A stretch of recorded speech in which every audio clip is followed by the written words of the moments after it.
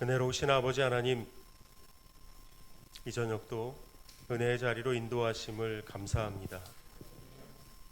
오늘 우리 최성동 장로님께서 만나신 하나님, 또 삶 속에서 받은 그 은혜들을 나누는 가운데 저희들의 마음을 열고 함께 그 은혜를 누릴 수 있도록 인도하여 주시고, 또 장로님의 그 신앙을 본받는 그런 마음 되게 하여 주시옵소서.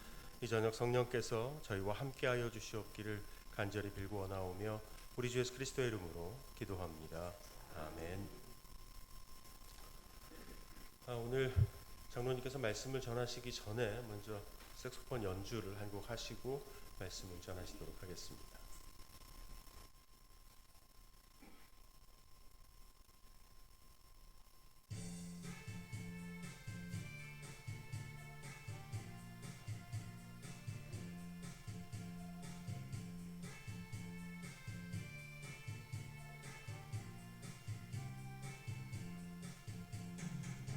감사로 제사 드리는 자가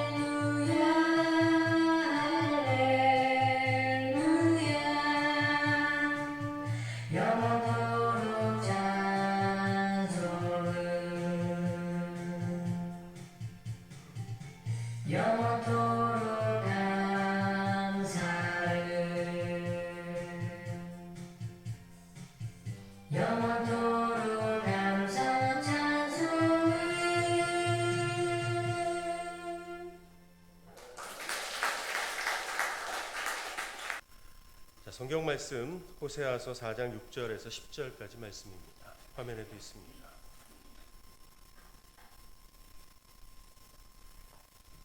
저와 여러분이 한 절씩 교독하겠습니다.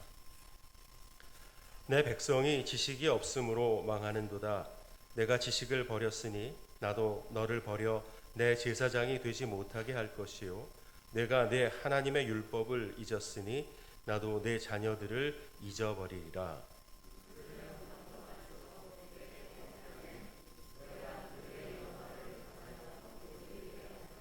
그들이 내 백성의 속죄 제물을 먹고 그 마음을 그들의 죄악에 두는도다.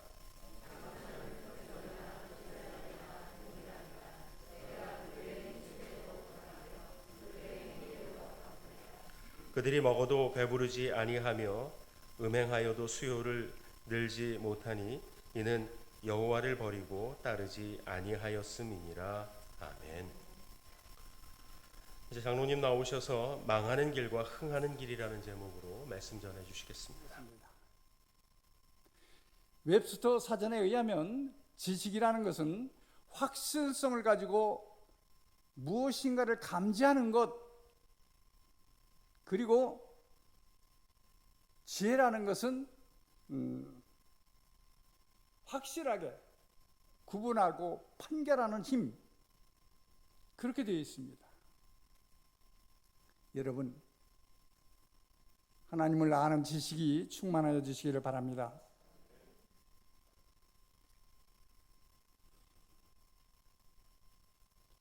머지않아서 사람이 말로 하는 컴퓨터가 등장할 것입니다.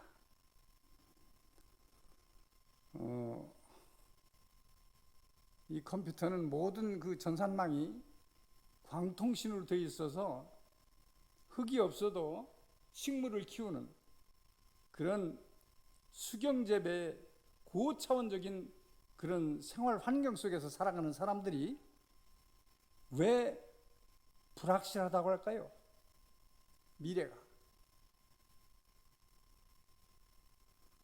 미국의 하버드 대학 그 길 브레이드 교수는 이렇게 말했습니다.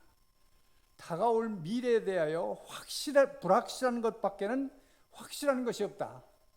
그리고 예일대학교 폴 케네디라는 교수는 우리가 헤아릴 수 없는 그런 불확실성에 직면한 것을 제외하고는 아무것도 확실한 것이 없다. 그렇게 말하고 있습니다.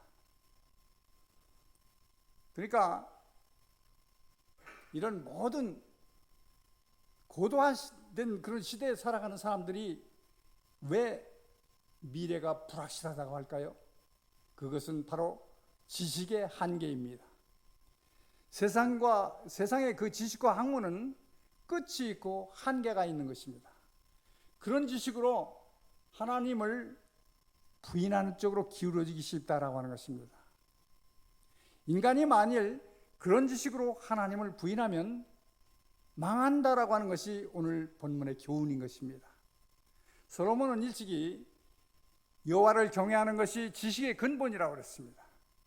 근본을 잃어버린 지식은 그 종말이 뻔한 겁니다. 여러분, 지식이라고 하는 것은 우리가 늘 살아가면서 배우는 것이 아니고 그것이 지식이라고 생각할 수도 있지만 하나님을 아는 지식이 우리에게 있어서는 제일 중요한 것입니다. 전도서 2장 26절에 보면은 하나님을 기뻐하는 자에게는 지식과 지략과 지혜와 희락을 주신다고 그랬습니다. 그러나 반대로 법대로 살지 않으면 지식을 잃어버리면 망한다고 그랬습니다. 여러분들 봄배의 최후의 날에 나오는 그 소녀, 꽃 파는 소녀를 아시죠? 이 소녀는 앞을 못 보는 지각 장애였습니다. 그러나 그는 현실을 비판하지 아니하고 열심히 꽃을 팔았습니다. 폼페이 화산이 폭발되는 날 많은 사람들이 이리저리 날뛰고 어둠 속에 죽어가는 그 현상 속에서 이 소녀는 자기의 가진 청각과 촉각을 이용해서 사랑하는 사람들을 구해냈습니다. 그를 보호해 주는 것은 바로 지각장애라고 하는 뭡니까? 그 고통의 가시체였습니다. 조개는요, 자기 속살의 상처를 치료하기 위해서 진주라는 질을 내뿜어냅니다. 그리고 그것이 응고되면 영롱한 진주가 되는 것입니다. 아픔이 없는 진주는 결코 아름다운 진주를 생산해낼 수가 없는 것입니다. 천국문은 마치 진주길과 같은 것입니다. 천국은 우리에게 닥쳐온 아픔과 고난을 아름답게 겪어온 사람들이 가는 곳입니다. 그러므로 여러분들이 닥쳐진 어떤 시련과 고난이 닥쳐와도 탄식할 필요가 없습니다. 그것은 우리에게 주어진 인생의 진주 같은 선물인 것입니다. 십자가는 죄인들이 부끄러워하는 그런 표시지만 지금은 하나님의 사랑의 상징이 된 것입니다. 여러분들 하나님을 사랑하시기 바랍니다. 하나님을 깊이 더 알아가는 그런 지식을 쌓아가시길 바랍니다. 두 번째로, 하나님을, 율법을 잊어버린 자에게는 네 자녀들도 잊어버리라 그랬습니다. 6절 마지막 부분에 나오는데 6절을 다시 한번 읽어보겠습니다. 내 백성이 지식이 없으므로 망하는도다. 내가 지식을 버렸으니 나도 너를 버려 내 제사장이 되지 못하게 할 것이요, 네가 네 하나님의 율법을 잊었으니 나도 네 자녀들을 잊어버리라 그랬습니다. 여기서 자녀라고 하는 것은 문자 그대로 자녀일 수도 있고 더 큰 의미로는 이스라엘 민족을 가리킬 수도 있습니다. 신체 부분 중에서 제일 오랫동안 썩지 않는 것이 뼈와 치아라고 합니다. 그러나 그보다도 더 오래 남겨진 것이 기억력이라고 합니다.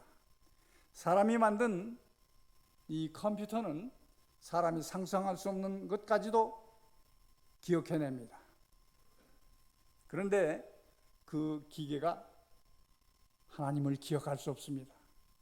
기계가 아무리 하나님께 순종하고 잘 살겠노라고 해도 그것은 불가능합니다. 사람은 하나님이 만들어 주신 그 기억력으로 하나님을 기억해야 하고, 그리고 말씀을 잊어버려서는 안 됩니다. 하나님의 율법을 잊어버린다고 하는 것은 곧 하나님을 잊어버린다라고 하는 것과 같은 것입니다. 문제는 결과입니다. 본문에 하나님의 율법을 잊어버린 자에게는 나도 네 자녀들 잊어버리라 라고 하는 말씀은 바벨론 왕 느부갓네살이 예루살렘을 침공했을 때, 그리고 로마의 티토가 예루살렘을 침략했을 때 그대로 성취되었습니다. 점령군들은 남자는 포로로, 그리고 여자는 종으로, 그리고 아이들은 땅에 매대기 쳤습니다.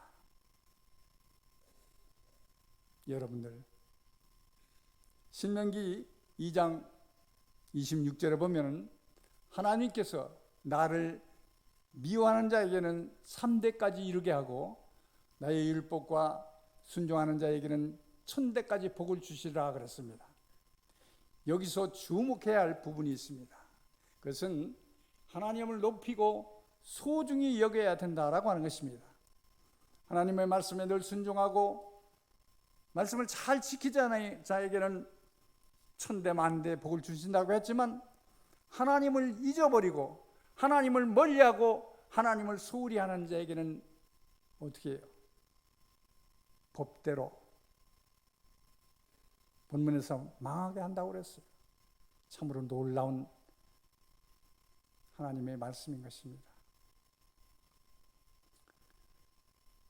우리는 자녀들을 위해서, 자녀들을 통해서 부모가 영광을 받을 수도 있습니다. 그러나 부모님들은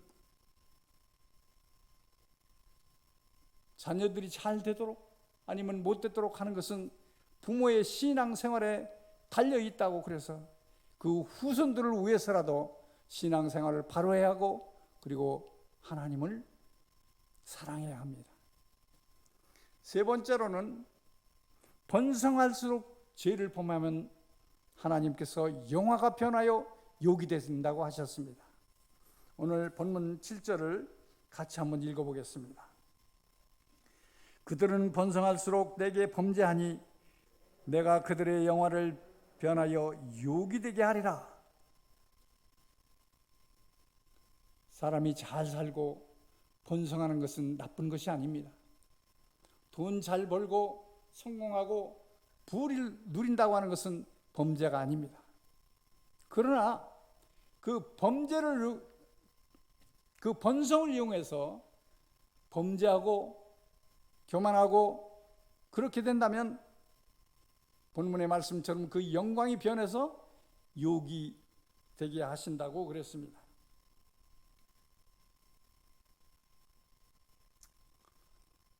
여러분들이 잘 아시는 대로 1997년 12월쯤에 국가가 그 부도 위기에 있을 때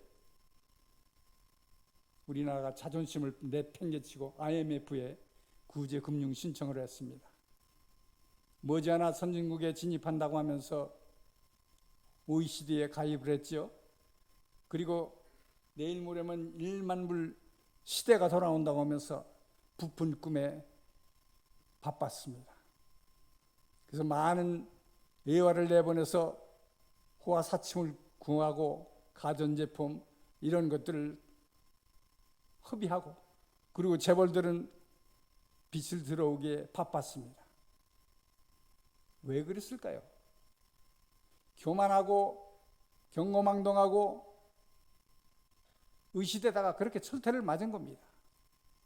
그래서 회사를 나누어라, 회사를 없애라, 구주 금리 조정을 낮춰라, 내 회사, 내 공장인데도 내 마음대로 못하는 그런 IMF의 속국이 되었습니다.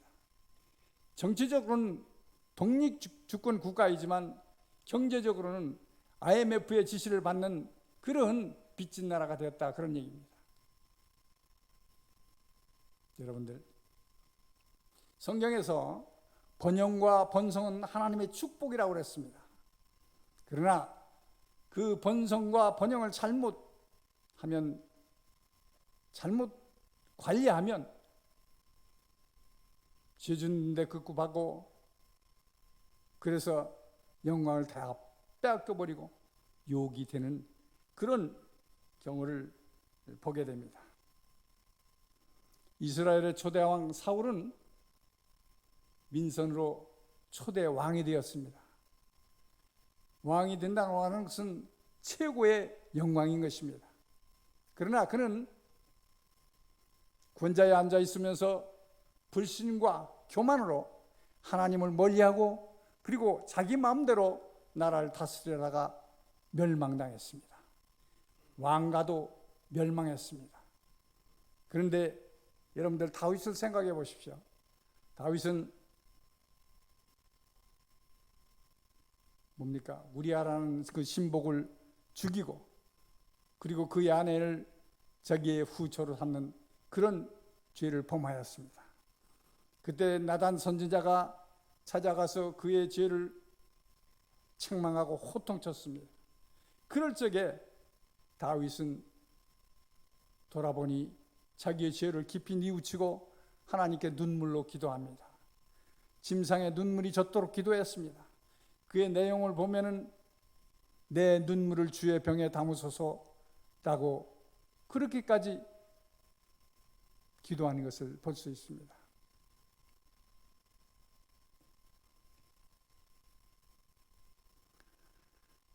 여러분, 사울처럼 자기의 번영을 잘못 관리하다가 욕이 됐고 다윗은 자기의 실패를 잘 다스려서 영광의 자리에 올라선 것을 볼 수 있습니다.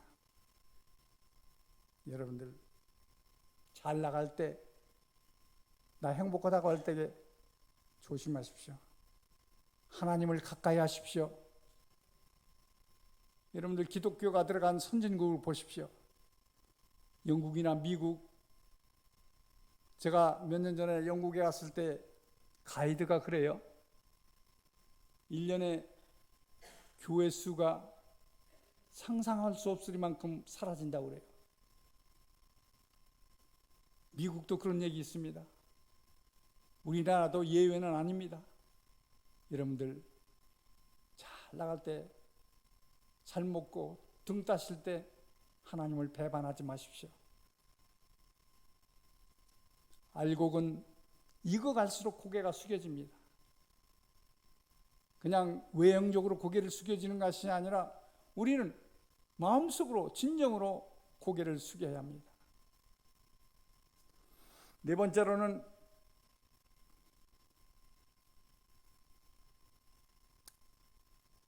하나님을 따르기를 그쳤다고 그랬습니다. 오늘 본문 10절을 다 같이 봉독하겠습니다. 그들이 먹어도 배부르지 아니하며 음행하여도 수요가 늘지 못하니 이는 여호와를 버리고 따르기를 아니하였습니다.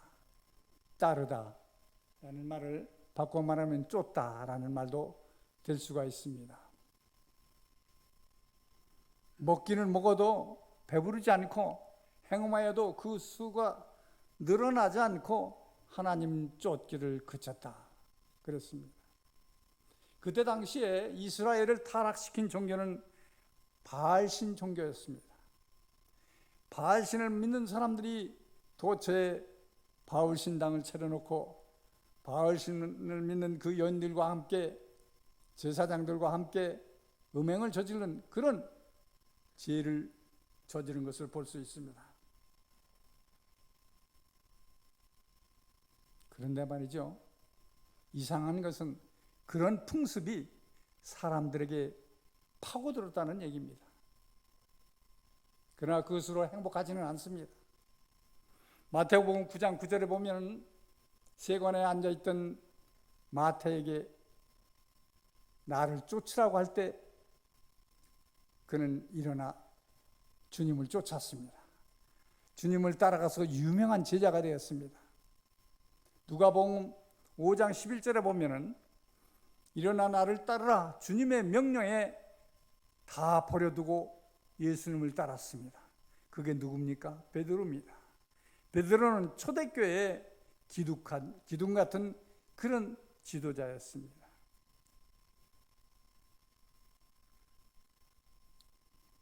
미국의 세계적인 부자 그 록펠러라는 사람이 있습니다.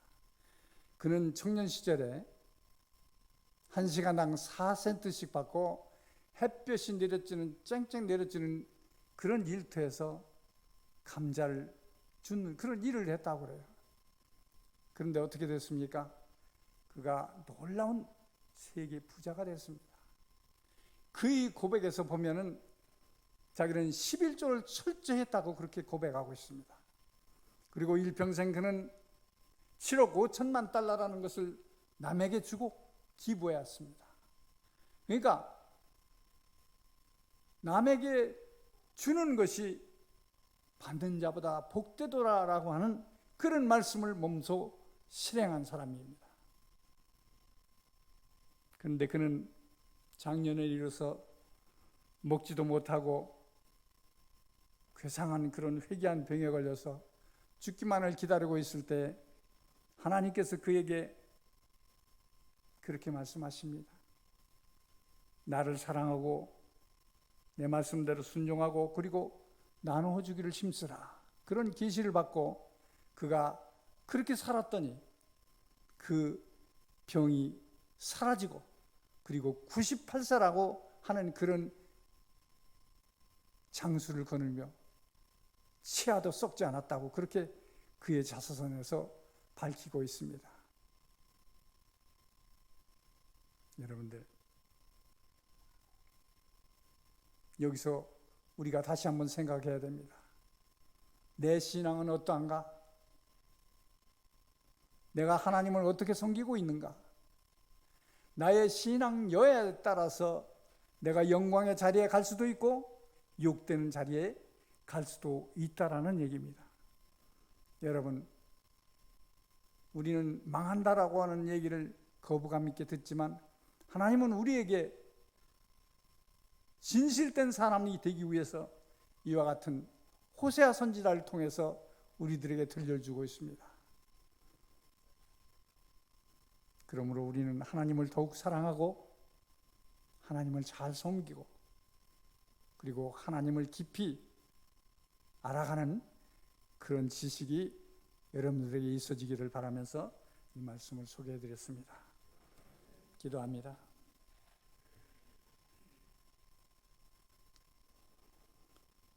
하나님 아버지, 불확실한 사회 현실 속에서 빛대신 예수 그리스도를 바라보고 여기까지 오게 하신 것을 감사합니다. 아버지 하나님, 먼저 저희들 겸손하게 하여 주시옵소서. 교만하지 않게 하여 주시옵소서. 하나님의 말씀에 순종하고 그 말씀을 늘 기억하면서 하나님께로부터 칭찬받는 그런 자녀가 되기를 원합니다. 아버지 하나님, 우리에게 지혜와 지식을 더하여 주셔서 하나님과 늘 친밀하고 돈독한 교제가 이루어져서 늘 하나님과 가까이 하는 생활이 되어질 수 있도록 성령께서 인도하여 주시옵소서. 우리 모두가 이 말씀을 마음속에 각인하고 늘 주님과 함께 기뻐하며 즐거워하며 살아가는 주의 자녀들 되게 하여 주시옵소서. 예수 그리스도의 이름으로 간절히 기도합니다. 아멘.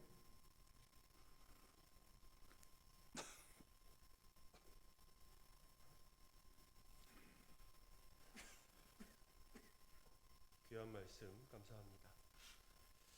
예전 어르신들은 연세가 드시면 수의를 직접 준비하셨어요. 내가 곧 죽을 테니까 마지막 입으로 준비하신 건가요? 수의 준비해 놓으면 장수한다고 해서 준비해 놓으셨거든요. 제가 장로님들 간증하시라고 나중에 장례식장에서 쓰고 또 후손들 추도 예배 드릴 때 그 장로님들 그 영상 보면서 우리 아버지가 우리 할아버지가 이렇게 신앙생활 하셨구나, 내게 이런 교훈을 주시는구나, 되새기라고 영상으로 기록으로 남기겠다고 말씀을 드렸어요. 이거 유언처럼 남기시고 빨리 돌아가시라는 게 아니라 수의 미리 준비하는 것처럼 장수하시라고 하는 겁니다. 우리 김정성 장로님도 지난번 간증하시고 나서 아쉽다고 빼먹은 얘기가 너무 많다고 하시는 얘기를 제가 건너 들었어요. 다시 기회를 드리겠습니다. 우리 최성동 장로님도 너무 걱정하지 마시고 다음에 기회 드리면 꼭 간증해 주시기 바랍니다.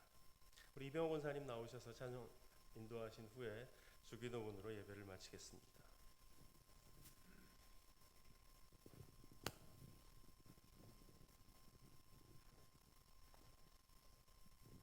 358장 우리 찬양합니다.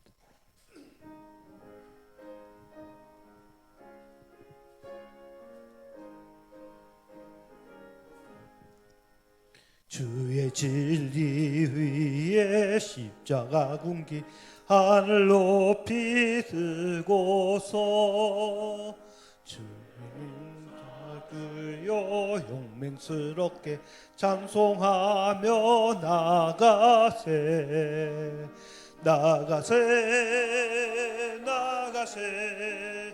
주 예수만을 위하여 목숨까지도 바치고 싸움터로 나가세 원수들이 비록 강할지라도 주의 금기 붙잡고 주의 진리 위에 용기 다하여 분발하며 싸우세 나가세